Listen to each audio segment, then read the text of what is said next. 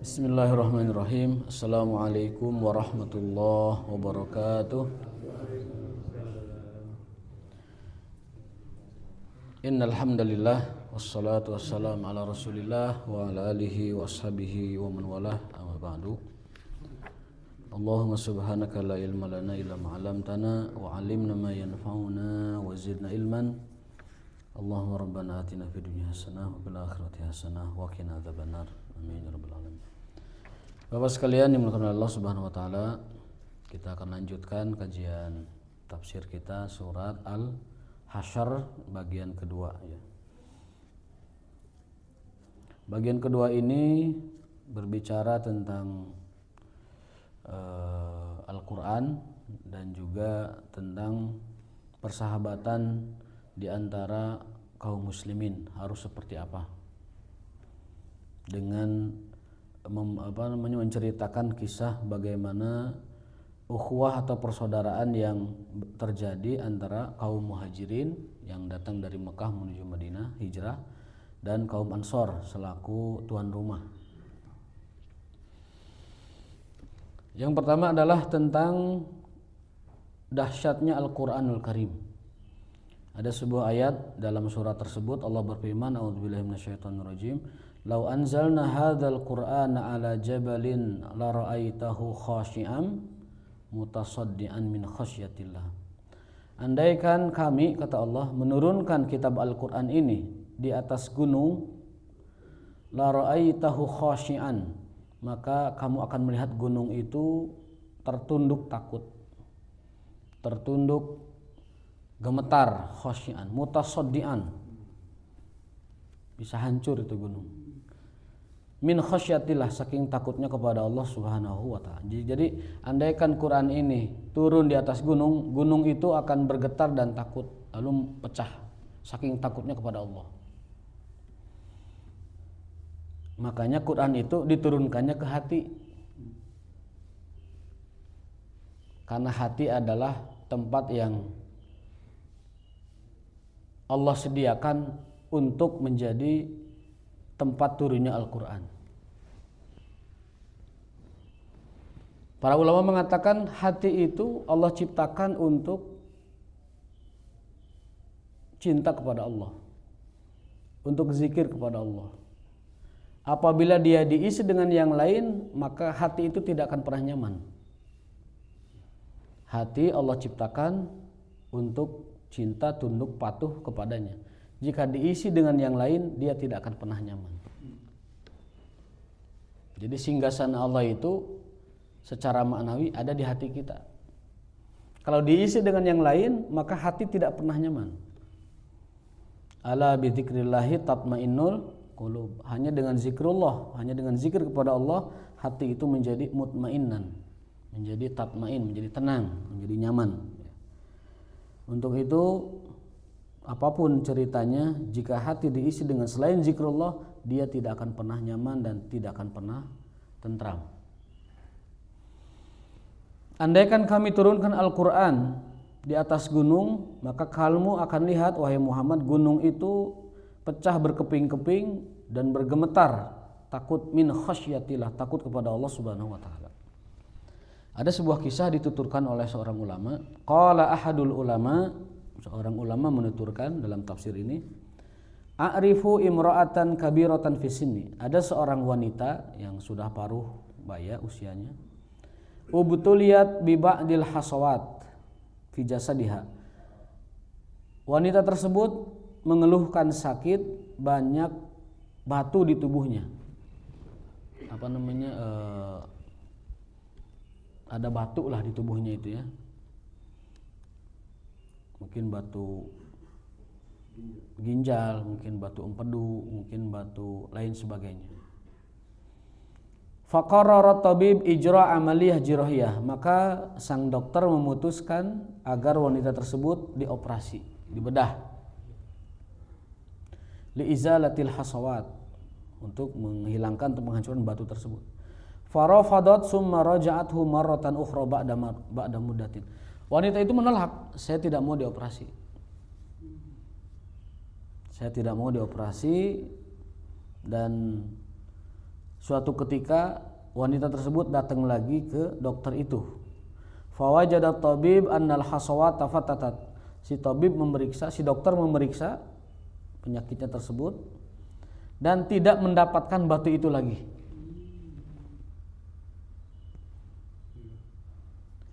Wala asarolaha fi jasadih, bahkan tidak ada bekasnya sedikit pun dari bekas hilangnya atau hancuran batu di tubuhnya itu. Falam mas'alaha, sang dokter bertanya kepadanya, kaifa alajti al-amr, wahai ibu, bagaimana anda bisa menyelesaikan masalah anda ini, yaitu menghilangkan batu tersebut. Qalat, ibu tersebut menjawab, qara'tu 'alaihal Qur'an, aku bacakan pada batu tersebut di tubuh saya ayat-ayat Al-Qur'an. Hadzal Qur'an law quri'a 'ala jabalin lasadda anhu ala yusadda hasawat saghira fi jismi. Wanita tersebut dengan penuh keyakinan mengutip ayat ini. Andai pun Quran diletakkan di gunung, gunungnya hancur, apalagi cuma batu di tubuh saya. Gunung saja yang segede gitu batunya hancur berkeping-keping sehingga hilang itu batu di tubuhnya ke bawah dengan pembuangan. Apalagi cuman batu di tubuhnya. Gunung saja yang begitu gede hancur oleh Quran, apalagi dengan batu. Maka wanita tersebut dengan penuh keyakinan baca Quran ayat itu, lalu diletakkan kepada yang dikeluhkan sakitnya itu, hilang batu itu seketika. Nah, ini adalah mukjizat Quran sebagai penyembuhan. Di dalam 11 ayat Allah menyatakan bahwa Quran itu penyembuh. Orang-orang dulu berobat dengan Al-Quran lebih yakin daripada berobat dengan obat-obat bikinan manusia. Orang dulu. Jadi keyakinan mereka bahwa Quran bisa menyembuhkan pusing melebihi paracetamol, itu orang dulu seperti itu. Orang sekarang belum tentu keyakinan seperti itu. Baca Al-Fatihah dengan minum paracetamol. Orang sekarang lebih yakin paracetamol daripada Fatihah. Orang dulu meyakini obat Quran itu melebihi obat buatan manusia. Maka keyakinan itu menjadi sebuah sugesti dan sebuah kemukjizatan, disembuhkan sakitnya itu. Ada 11 ayat Allah menyatakan bahwa Quran itu obat, Quran itu penyembuh, Quran itu adalah alat kesembuhan. Cuman kitanya saja yang belum bisa menggunakannya secara baik. Ada 7 cara bagaimana kita menggunakan Quran sebagai penyembuhan. Pernah saya sampaikan waktu itu, cuman mungkin pada lupa. Kalau menteu lupa, hilap berarti. Pamit hilap berarti lali. Ojo lali ya. Lali maning. Ada 7. Supaya kita tahu bagaimana cara digunakan Al-Quran untuk penyembuhan atau pengobatan. Cara pertama adalah bacakan Quran lalu tiupkan ke bagian yang luka atau yang sakit. Tiupkan ya. Misalkan sakitnya di tangan, baca Al-Fatihah, tiupkan, insya Allah sembuh. Dan itu bagian dari mukjizat Al-Quran adalah menyembuhkan.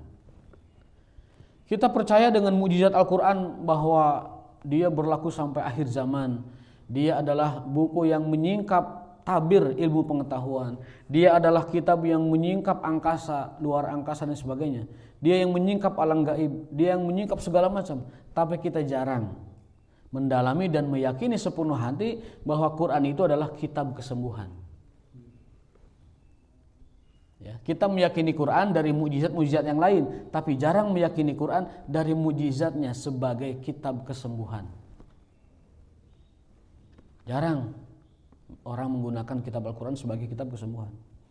Itu cara pertama, tiupkan kepada yang kita rasakan sakit. Kalau sakitnya di perut, tiupkan ke perut. Itu cara pertama. Cara kedua, tiupkan ke air. Baca Quran, Al-Fatihah misalnya yang paling mudah, tiupkan ke air, airnya diminum.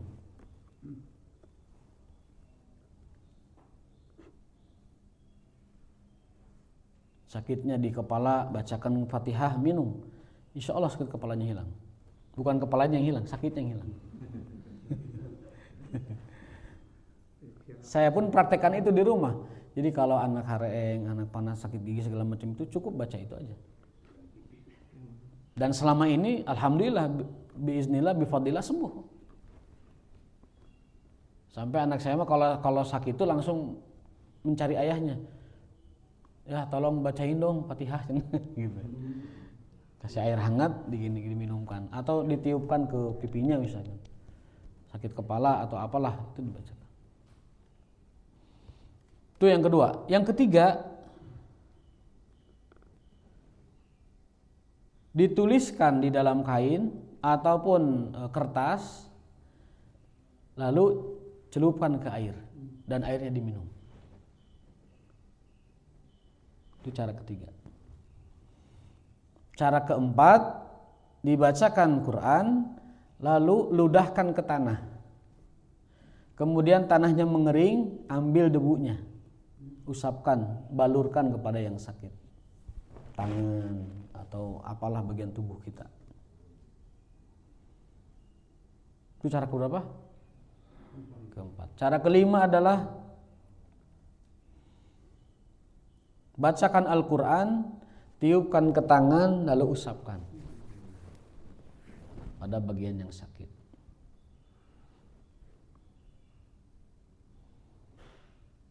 Cara keenam,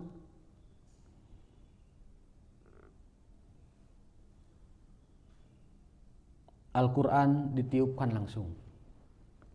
Tadi dibacakan kan ditiupkan. Dah 6 dulu, saya satunya lupa itu. Di dalam kitab para ulama salafus soleh ada tema yang judulnya Al-Istishfa bil Quran, cara berobat dengan Al-Quran. Yang masih diperselisihkan itu adalah menuliskan bacaan Quran lalu digulung kemudian dibawa-bawa. Nah itu yang diperselisihkan dan saya juga tidak rekomendasi. Ya semacam apa dijadikan isim, saya tidak setuju. Diperselisihkan kalau itu. Dan saya lebih cenderung menjaga diri untuk tidak menggunakan. Kalau meruqyah itu dibacakan ayat Quran. Meruqyah itu dibacakan ayat Quran. Bagian dari cara penyembuhan juga. Itu adalah thariqatul istishfa bi Al-Quran. Jadi kita harus meyakini bahwa pengobatan dengan Quran itu lebih mujarab daripada pengobatan dengan medis. Kalau kita masih agak sedikit ragu, ya gabungkan saja pengobatan Quran dengan pengobatan medis. Bahkan Syekhul Islam Ibnu Taimiyah mengatakan bahwa orang yang berobat dengan pengobatan medis tapi tidak menempuh pengobatan Quran, maka andai pun dia sembuh, kesembuhannya belum atau tidak sempurna. Karena Allah menyuruh kita berobat dengan Quran. Allah menyuruh kita berobat dengan Quran karena dasar kitanya saja yang tidak yakin. Supaya bisa menggabungkan antara hasil ilmu pengetahuan berupa sains, kedokteran dan berupa tuntunan syariat kita berobat, kita gabungkan. Bacaan Qur'annya ditempuh, minum obat dokternya juga ditempuh, maka sempurnalah tawakal kita kepada Allah Subhanahu wa taala dengan cara seperti itu. Dalam hadis sahih riwayat Bukhari ada sebuah kisah beberapa orang sahabat Nabi SAW diutus untuk mengajarkan Quran ke sebuah perkampungan. Ketika mereka datang ke perkampungan itu, bukannya diterima dengan baik, tetapi orang kampung tersebut malah mencuekan atau bahasa kitanya teu dipalire, dicuekin begitu. Naraon mana ka dieu gitu. Nah, kita mah tidak butuh guru Quran, punten gitu.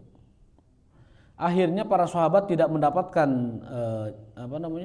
penyambutan yang seharusnya. Mereka pun bahkan tidak diizinkan tinggal tidur di kampung itu. Akhirnya tinggal di luar desa, di perbatasan di luar desa di sana, bikin tenda. Jadi dikirim guru-guru ngaji, bukannya diterima malah diabaikan begitu, disuruh tinggal di luar, malah boro-boro dijamu, tidur pun nggak boleh.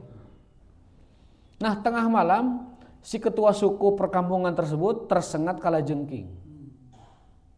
Bahkan saking dahsyatnya itu bisa kalajengking, si orang tersebut seperti kegilaan, yakmah itu gelo, seperti gelo, saking sakitnya seperti orang gelo, sakalor, gelo gitu, saking beratnya itu bisa si kalajengking itu. Diobati dengan tabib-tabib di kampung itu nggak ada yang mempan. Dibacai dengan ruqyah adat di situ nggak mempan. Diobati dengan herbal nggak mempan. Diobati dengan cara tradisional nggak mempan. Nggak ada yang mempan pengobatan. Semua juru pengobat diundang di situ nggak mempan.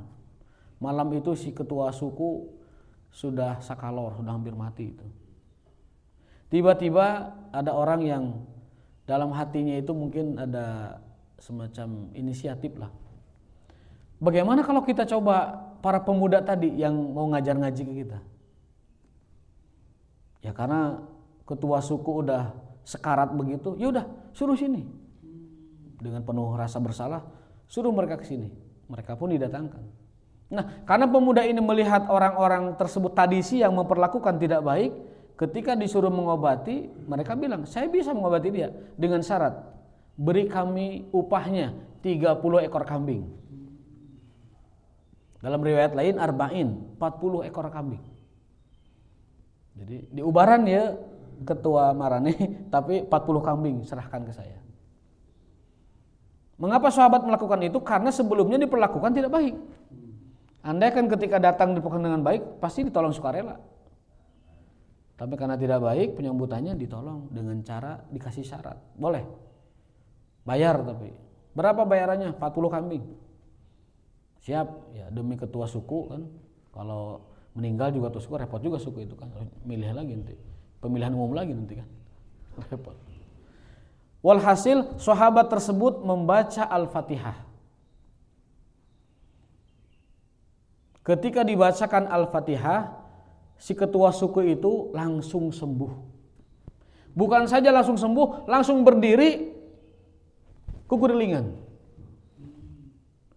Jadi sembuhnya bukan sembuh biasa, sembuh beneran. Yang tadinya sakalor mau mati, tiba-tiba sembuh, bukan hanya sembuh, tapi sembuh dan berdiri, lalu berjalan nguriling begitu. Seperti orang yang tidak pernah kena sengatan apapun.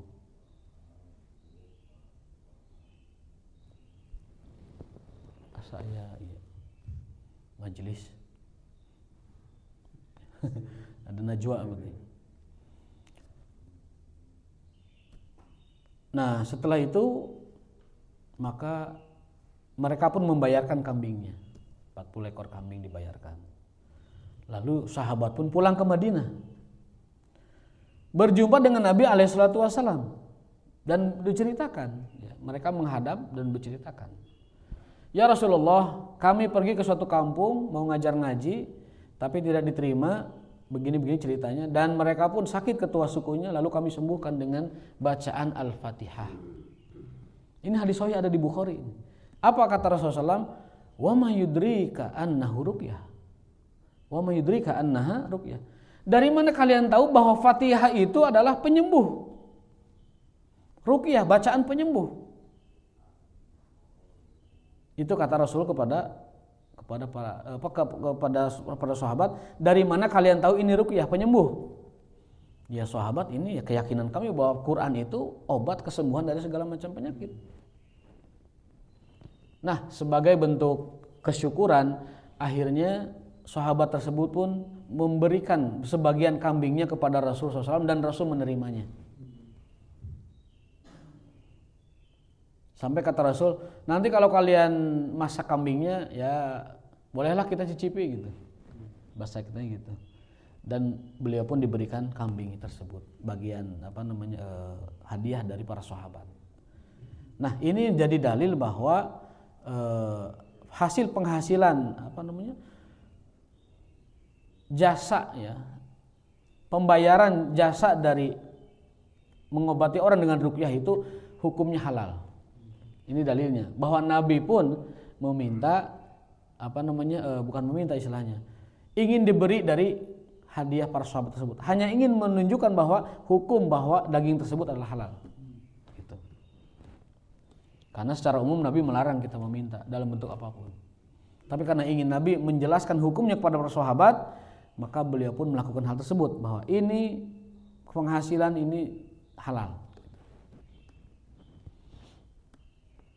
Bahkan ada sebuah hadis, inna khaira man akhadtum bihi, yang artinya sesungguhnya upah yang paling baik yang kalian ambil adalah upah dalam bidang Al-Quran.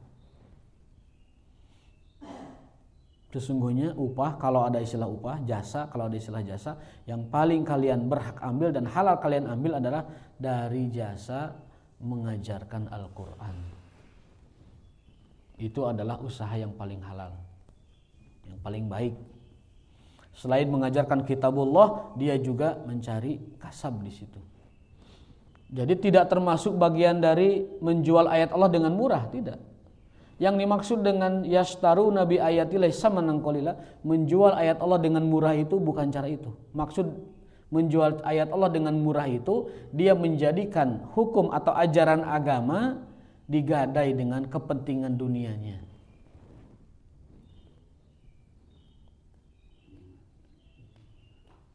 Jadi dia gunakan Quran demi kepentingan dunianya. Merubah hukum yang haram jadi halal, yang halal jadi haram, menyesatkan manusia, menipu manusia dengan Quran. Nah, itu yang disebut dengan menjual ayat Allah dengan murah. Bukan mengajarkan Quran lalu orang tersebut diberi jasa dari mengajarkan Quran itu. Kalau mengajarkan Quran, bahkan kata Nabi, sesungguhnya upah yang paling baik yang kalian ambil adalah dari mengajarkan Quran. Selain mengajarkan kitabullah, juga dia mencari nafkah yang halal dalam bidang mengajarkan Al-Quran. Nah, kembali ke tema kita, bahwa Al-Quran itu adalah kitab kesembuhan. Hanya saja di antara kita yakin dan percayanya tidak seperti orang-orang salafus soleh dulu menjadikan Quran sebagai alat kesembuhan. Padahal ada 11 ayat Allah menyatakan Quran ini syifa. Bahkan Al-Fatihah nama lainnya adalah Asy-Syafiyah. Apa Asy-Syafiyah itu? Penyembuh. Al-Fatihah itu nama lainnya adalah surat penyembuh, Asy-Syafiyah. Maka bacakan Fatihah pada apapun yang kita rasakan sakit. Dengan 7 cara tadi. Namun saya lupa secara terakhirnya. Ditiupkan, diminumkan, diusapkan, dijadikan debu tanah dari bacaan tersebut. Itu semua adalah cara-cara yang diajarkan oleh salafun soleh untuk kita gunakan dalam rangka menyembuhkan dengan Al-Quran. Jangan sampai kita tidak pernah mengamalkan bahwa Quran itu adalah hanya alat penyembuh dari kitab Al-Quran Al-Karim.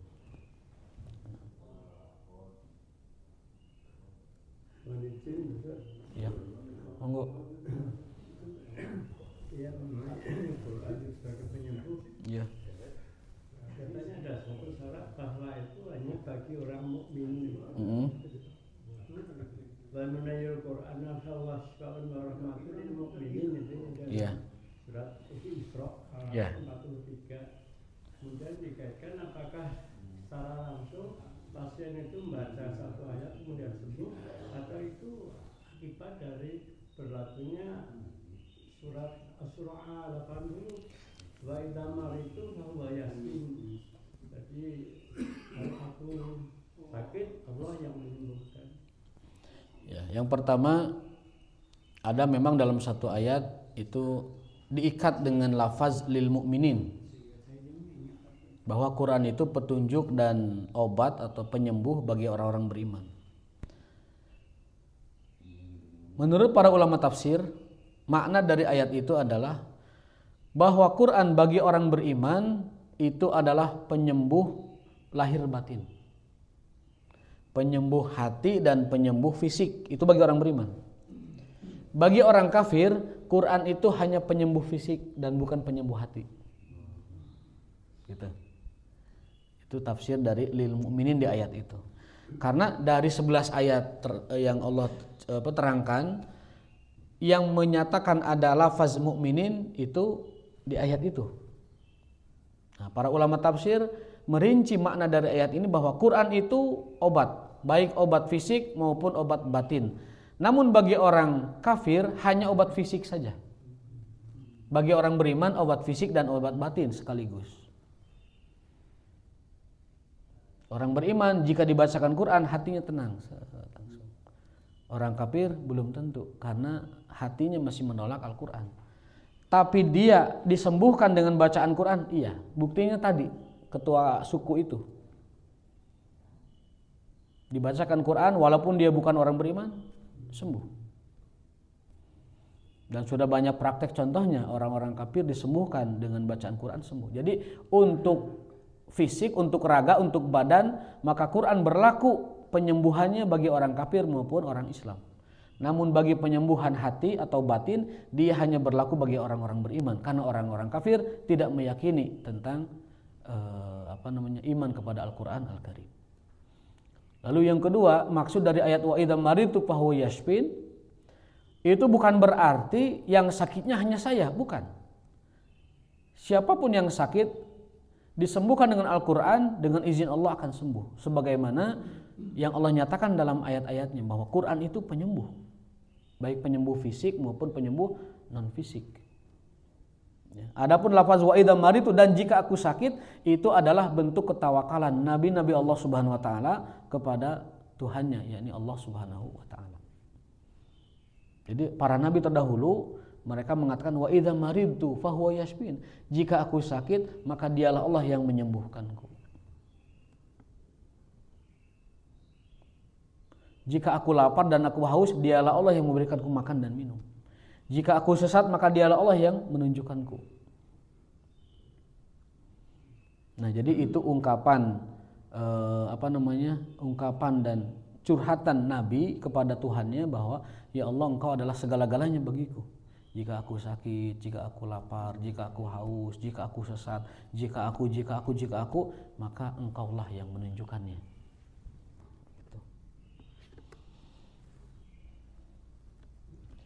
Jadi ungkapan hati dari para nabi-nabi Allah Subhanahu wa taala. Kita kembali ke tema kita, bahwasanya Al-Qur'an andai diturunkan di atas gunung, gunung itu akan pecah dan hancur karena tidak sanggup dan takut kepada Allah Subhanahu wa taala yang menurunkan Al-Qur'an itu. Maka apalagi dengan yang lain-lain, gunung saja bisa hancur, apalagi yang lain. Poin kedua, berarti ini kalau secara umum poin keempat. Tentang bagaimana persahabatan sahabat Nabi SAW, kaum muhajirin dan kaum ansor. Lantasma walan taqra, kalian tidak akan pernah mendengar atau menyaksikan, seberapa jauh pun Anda meneliti, seberapa dalam pun Anda menganalisa, tidak akan pernah menemukan dan mendapatkan sebuah bentuk persaudaraan yang jujur, yang tulus, yang dibangun di atas pondasi mahabbah kepada Allah Subhanahu wa taala, cinta kepada Allah, melebihi sahabat-sahabat Nabi alaihi wasallam. Seberapa jauh pun kita meneliti, seberapa dalam pun kita menganalisa, tidak akan pernah menemukan sebuah masyarakat yang ukhuwah di antara mereka dibangun di atas cinta kepada Allah melebihi para sahabat Nabi alaihi wasallam. Bahkan ini kesaksian Abu Jahal sendiri, aku belum pernah melihat sekumpulan orang mencintai satu sama lain melebihi itu sahabat-sahabatnya Muhammad gitu. Itu persaksian orang kafir sendiri. Para orientalis juga sekarang mencatat, menyaksikan bahwa tidak pernah ada sebuah peradaban masyarakat yang lahir di muka bumi melebihi peradaban yang dibangun oleh Muhammad dan teman-temannya. Ini orang kafir yang mengatakan, jadi nyebutnya Muhammad dan teman-temannya. Sallallahu alaihi wasallam wa radhiyallahu taala anhum ajmain. Bagaimana contoh bentuknya? Contoh bentuknya ada di dalam surat Al-Hasyr, kita langsung saja ke penjelasannya. Wa ilaika misalan wahidan, satu contoh saja dari bentuk persaudaraan mereka yang dibangun di atas iman. An Anas radhiyallahu anhu, dari sahabat Anas radhiyallahu anhu, akha Rasulullah SAW baina Quraisy wal Ansar. Rasulullah mempersaudarakan antara kaum muhajirin, yang berasal dari Quraisy Mekah dengan kaum Ansor yang merupakan orang-orang pribumi, bukan pribumi istilahnya orang-orang setempat. Fa akha baina Sa'ad bin Rabi wa Abdurrahman bin Auf. Ya, kita ambil contoh satu aja. Rasul mempersaudarakan antara Sa'ad bin Rabi dan Abdurrahman bin Auf. Yang dulunya kaya raya tetapi ketika datang ke Madinah tidak bawa apa-apa. Namanya juga hijrah, harta ditinggalkan, keluarga yang tidak mau ikut ditinggalkan, tanah ditinggalkan, semua ditinggalkan, dirampas oleh orang Quraisy setelah itu kan. Maka Abdurrahman bin Auf datang ke Madinah dengan tidak membawa apa-apa, dipersaudarakan dengan Sa'ad bin Rabi. Faqala Sa'ad li Abdurrahman. Sa'ad orang Ansor berkata kepada Abdurrahman, pendatang atau orang muhajir, Inna li malan, wahai Abdurrahman bin Auf, aku punya harta nih. Wa huwa baini wa bainak syatran. Aku bagi dua denganmu. Jadi Sa'ad berkata kepada Abdurrahman, bahasa kitanya mah, Kang, ini saya punya harta nih banyak, sok setengah sewang lah, bagi dua. Wali imra'atan, aku juga punya dua istri nih. Nah ini yang ini. Pak dokter bisa ini nanti bisa mengajukan ini. Wali imra'atani, aku punya dua istri. Fandur ayyuhum ahab, pilih yang paling cantik, aku berikan untukmu. Bisa gitu. Maka tidak pernah ada peradaban masyarakat sosial melebihi peradaban sahabat. Abdurrahman, saya punya harta, bagi dua. Saya punya istri, mana pilih yang dua yang paling kamu sukai, ambil. Fa ana utalliquha, aku akan ceraikan dan kamu boleh nikahi.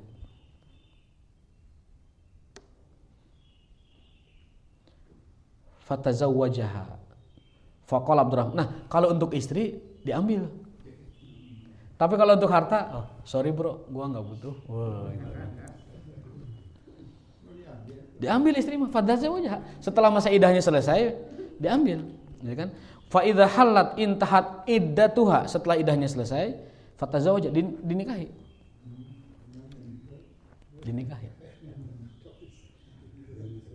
Ya, dua orang bersahabat yang Rasulullah SAW persaudarakan itu sampai berkorban menceraikan istri yang paling cantiknya, dinikahi oleh sahabatnya.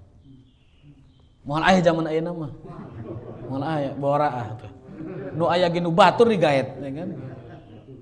Nu batur dicokot aya ge. Fa ana utalliquha, aku akan ceraikan dia, nanti setelah selesai iddah kamu silakan ambil, nikahi dia. Fatazawwajaha. Lalu dinikahilah. Faqala Abdurrahman, adapun tentang hartanya, Abdurrahman mengatakan, barakallahu laka wa fi ahlika wa malika.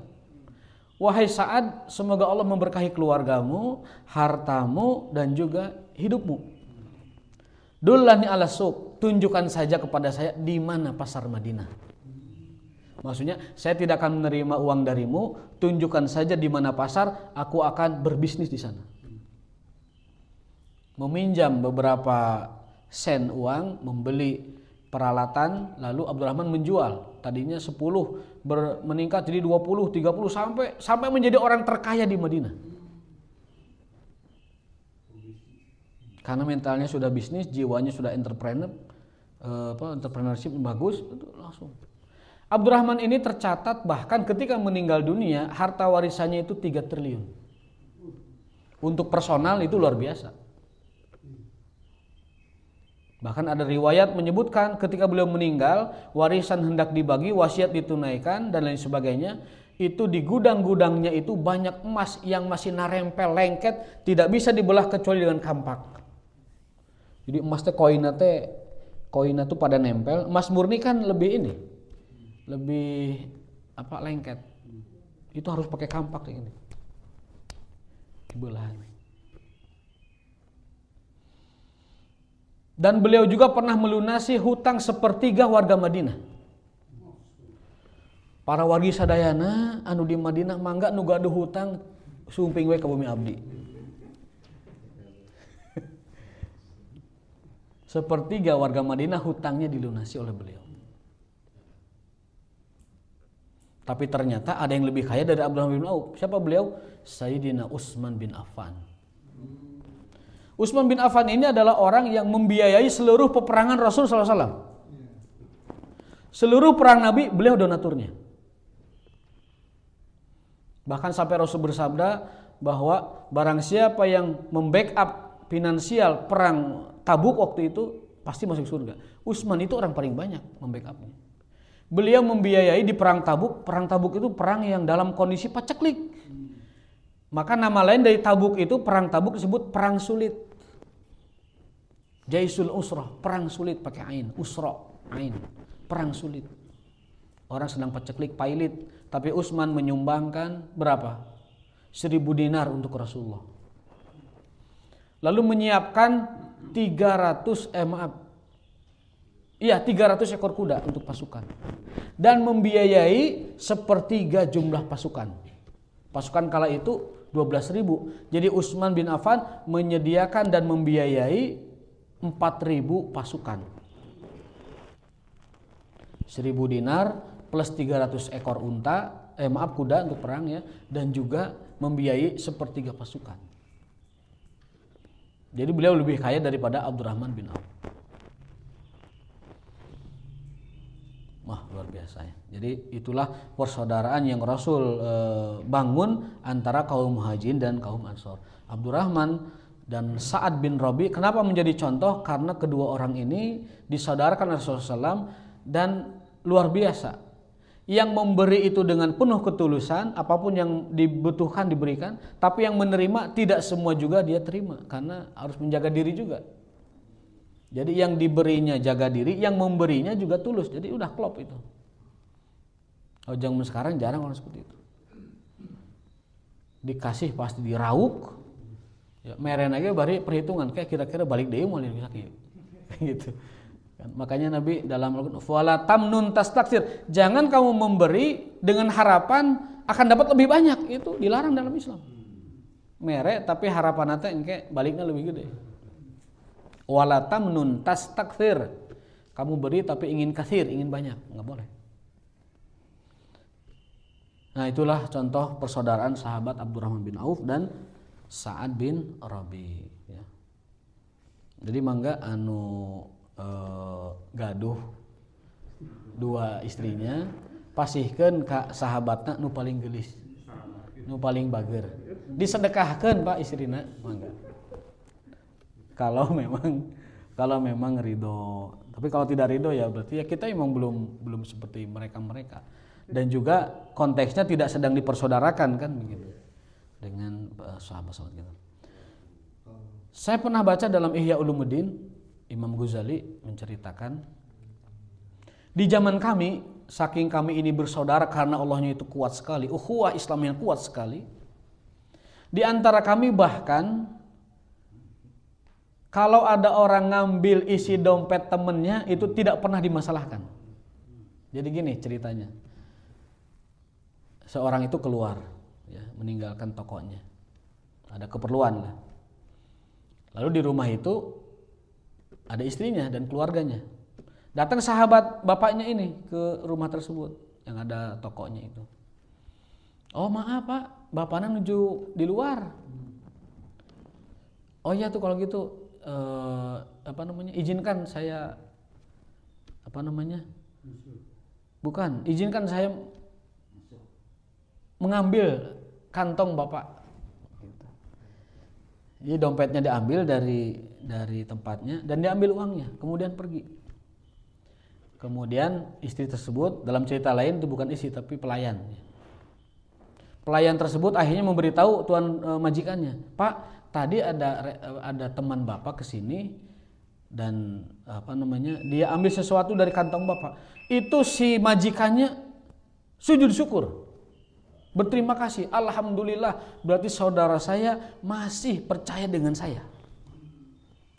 Jadi di zaman itu patokan standar orang berukhuwah itu kalau diambil isi dompetnya tanpa pengetahuannya, dia mengikhlaskannya tanpa ada masalah sedikit pun.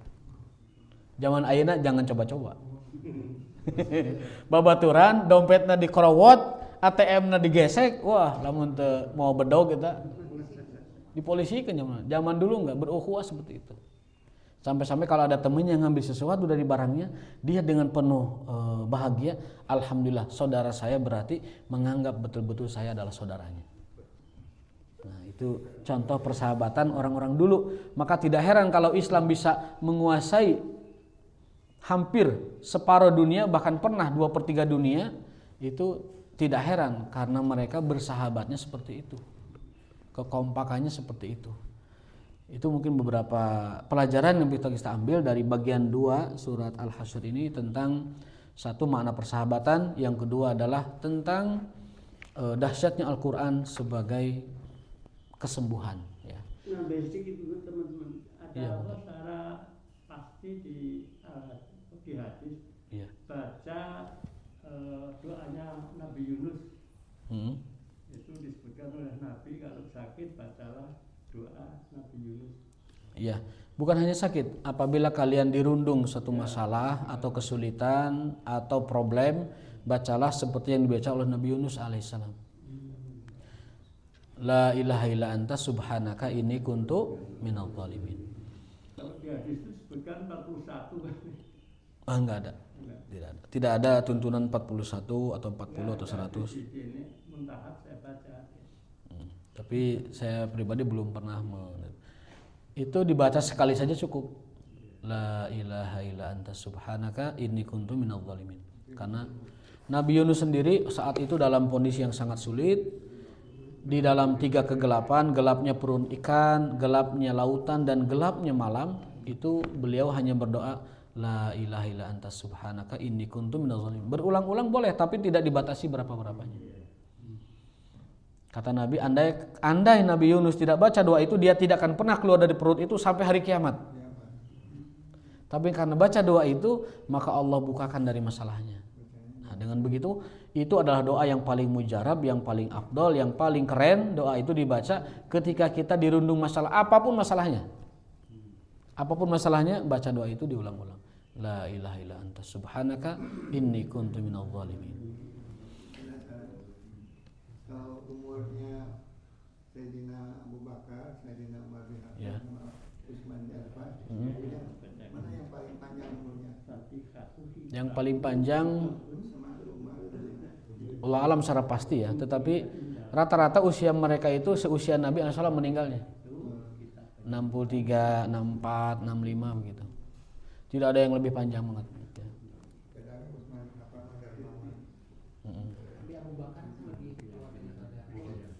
Enggak, Rasul lebih tua.